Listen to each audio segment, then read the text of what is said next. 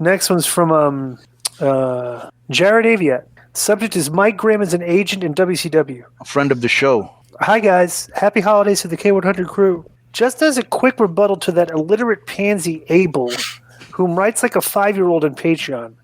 He is living proof that bestiality can produce deformed life forms. Jesus. Real quick before I get to the rest of the email, Joe, what's he referring to? He's having arguments on the Patreon. There was a guy named Abel on there that was stirring it up. I haven't seen it in a while, though, so... Okay. I don't know if they're still... Anyway, on to my question. I was wondering when you guys worked with Mike Graham backstage in WCW and he's an agent producer. As to how he was to get along with, and did he ever hang out with some of the wrestlers after the show? When I met Paul Orndorff a few years back, who was also an agent in WCW, he stated that he intentionally wanted to keep a distance between the boys and the wrestlers in the company. What were your thoughts on Mike? I loved watching him in his younger days in Florida. Any thoughts on the tragic Graham family curse? Freaky stuff. Kind regards. All the best, Jared. I didn't get along with Mike Graham, to be honest with you. Let me ask you a question, Disco. When you were growing up in Georgia, did Mike Graham ever wrestle over there? Yeah, I knew him. He's like a little guy. He was like great. Tough. He was great. Yeah. So let me tell you about my thing with Mike Graham. So I grew up in Miami, and that's where he started because his dad was a promoter, Eddie Graham. And I was a huge fan of Eddie Graham, Dusty Rhodes. I loved Mike Graham because he wasn't the typical wrestler son that he got his spot just because he was a son. I mean, this guy could go, and he was like a national powerlifting champion, amateur wrestler. You know, that Florida style. You had to be legit.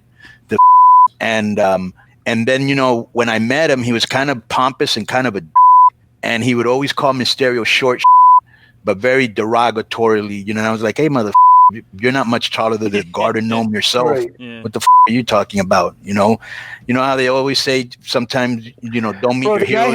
He had a Napoleon complex. He did. He was picking on Ray because of his own insecurities because Ray was small. Right. So he was giving Ray the treatment that mentally he thought he was getting from people. Right. And he probably did maybe when he started. Right. You know, but I always respected him in the ring. Great worker. And I do mean great worker. When him and his dad teamed up, Eddie Graham against the Funks or anybody like that, that was just great.